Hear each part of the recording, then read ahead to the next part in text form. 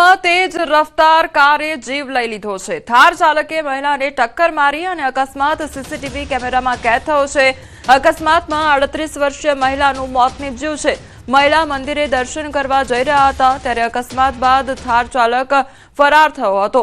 જ્યારે મંદિરમાં મહિલા જઈ રહ્યા હતા તે દરમિયાન આખી ઘટના સર્જાઈ હતી। અકસ્માતમાં 38 વર્ષીય મહિલા છે તેમનું મોત નીપજ્યું હોવાનો મામલો સામે આવ્યો છે।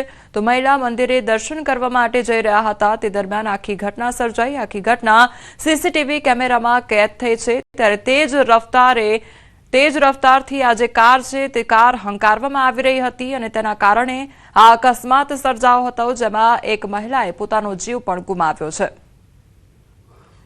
તો ભાવનગરનો આ મામલો સામે આવ્યો છે કે જ્યાં રફતારનો કહેર જોવા મળી રહ્યો છે। જે થાર ચાલક છે તેના દ્વારા તેજ રફતારથી આ જે ગાડી છે તે હંકારવામાં આવી રહી હતી અને એકાએક આ અકસ્માત સર્જાયો હતો। જે 38 વર્ષીય મહિલા છે તેનું ઘટના સ્થળ પર જ અકસ્માતને કારણે મોત નીપજ્યું હતું। તો ટક્કર નીપજાવાને કારણે જે આસપાસના લોકો હતા તે પણ દોડી આવ્યા હતા। સંવાદદાતા નીતિન અમારી સાથે જોડાઈ ગયા છે। નીતિન, અકસ્માતની આ ઘટના સામે આવી છે, અત્યારે શું તપાસ હાથ ધરવામાં આવી? જી, વાત કરીએ તો શહેરના વાઘાવાડી રોડ ઉપર રસ્તાઓના કામ છે તે પૂરજોશમાં ચાલી રહ્યા છે।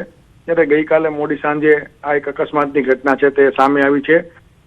મૃતક મહિલા જે સોનલબેન ગોસ્વામી છે તેઓ પોતે તે વિસ્તારમાં મંદિર આવેલું છે, સ્વામિનારાયણ મંદિર, ત્યાં મંદિરે દર્શન કરવા જઈ રહ્યા હતા ત્યારે તે સમયે ત્યાંથી પૂરઝડપ પસાર થતી જે કાર છે થાર કંપનીની કાર તે આ મહિલા છે તેમને ઈજાગ્રસ્ત કરતા ગંભીર રીતના મહિલાનું મોડી રાત્રિએ સારવાર દરમિયાન મોત નીપજ્યું છે। એટલે ચોક્કસ કહી શકાય કે ફરી ભાવનગર શહેરમાં એક બેદરકારી રફતારે છે એક મહિલા છે તેમની જાન કે તેમના દ્વારા મૃત્યુ થયું છે અકસ્માતને લઈને। બીજી તરફ વાત કરીએ તો આજે આ ઘટનાને 15 કલાકથી વધુ સમયગાળો વીત્યો છતાં પોલીસ હજી ફીફા કાઢી રહી છે। પોલીસ કાર ચાલક સુધી પહોંચી નથી શકી। જી નીતિન, સમગ્ર માહિતી બદલ આપનો આભાર।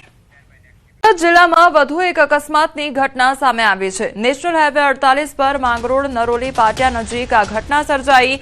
બ્રિજ પરથી ટ્રક કીમ નદીમાં ખાબક્યો ત્યારે ટ્રક ચાલક બ્રિજની સેફટી વોલ તોડી કીમ નદીના પટમાં પડ્યો અને અકસ્માતને પગલે અફરાતફરીનો માહોલ સર્જાઈ ગયો। તો ઊંચાઈથી ટેમ્પો નદી પટ કિનારે ટેમ્પો પટકાતા ડ્રાઈવર ઇજાગ્રસ્ત થયો। સદનસીબે ટ્રક કીમ નદીના પાણીમાં નહીં પટકાતા એક મોટી દુર્ઘટના બનતા પણ રહી ગઈ હતી। રાજ્યમાં આજે અકસ્માતની વણઝાર જોવા મળી છે। સુરતમાં કાર અને મોપેડ વચ્ચે અકસ્માત સર્જાયો। 4 રસ્તા પર બાઇક અને કાર માર્ગ ક્રોસ કરી રહ્યા હતા તે સમય દરમિયાન મોપેડ અને કાર એકબીજા સાથે ભટકાયા હતા। આ તરફ સુરેન્દ્રનગરમાં અજાણ્યા વાહનની અડફેટે 3ના મોત નીપજ્યા છે। પાટડીના નાવ્યાણી ગામ પાસે અકસ્માતની ઘટના બની તો વડોદરાના નશામાં ધૂત કાર ચાલકે અકસ્માત સર્જ્યો। કાર ચાલકે બુલેટ ચાલકને અડફેટે લીધો। સ્થાનિકોએ ગાડી ચેક કરતા કારમાંથી દારૂની બોટલો પણ મળી આવી હતી।